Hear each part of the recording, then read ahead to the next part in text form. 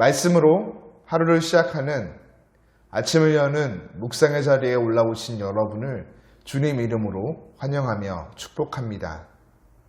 지난 시간 예수님은 악한 농부의 비유를 전하셨습니다. 서기관들과 대제사장들은 악한 농부의 비유가 자신들을 겨냥하고 있음을 인지하고는 예수님을 즉시 체포하고자 합니다. 그러나 백성을 두려워하여 그렇게 하지 못하게 되죠.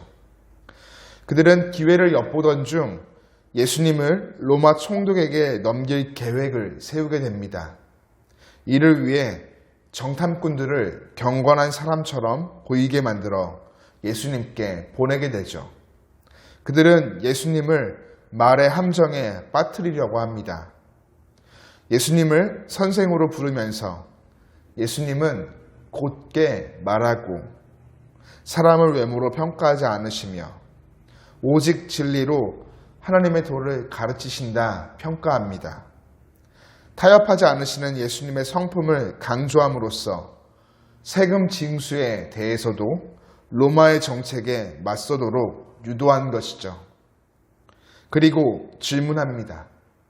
우리가 가이사에게 세금을 바치는 것이 옳습니까?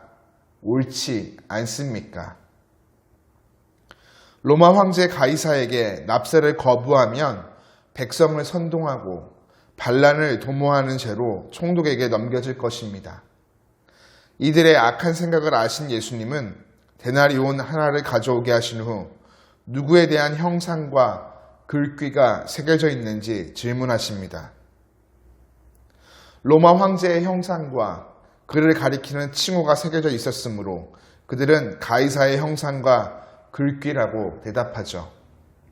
이에 예수님은 황제 얼굴이 새겨진 동전을 보시고는 가이사의 것은 가이사에게, 하나님의 것은 하나님께 바치라 말씀하십니다. 세금은 통치자의 보호와 혜택에 대한 보답으로 갚아야 하는 의무입니다. 동전의 주인은 황제이므로 이 동전을 사용하는 사람은 황제에게 받은 것을 황제에게 되돌려 주어야 합니다. 반대로 하나님은 모든 인류의 창조주이시죠. 인간 안에는 하나님의 형상이 새겨져 있습니다. 그렇게 모든 사람은 삶 전체를 하나님께 드려 충성을 다하는 것이 마땅합니다. 세금은 응당 나라에 바쳐야 한다고 여기면서 정작 하나님의 것을 하나님께 드리기를 주저한다면 과연 제자라고 말할 수 있을까요? 사랑하는 여러분, 저와 여러분 안에는 존귀한 하나님의 형상이 새겨져 있습니다. 이는 우리의 모든 것이 하나님의 소유라는 증거이죠. 하나님의 것을 하나님께 온전히 드려야 하겠습니다. 한편의 곡조 있는 시를 읽어드리며 묵상을 마칩니다. 나의 모습, 나의 소유, 주님 앞에 모두 드립니다.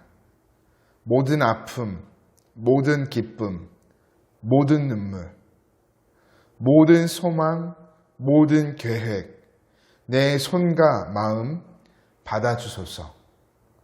나의 생명을 드리니 주 영광 위하여 사용하옵소서.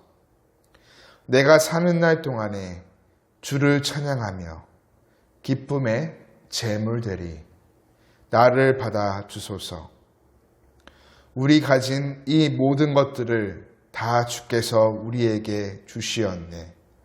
내 삶을 받아주소서.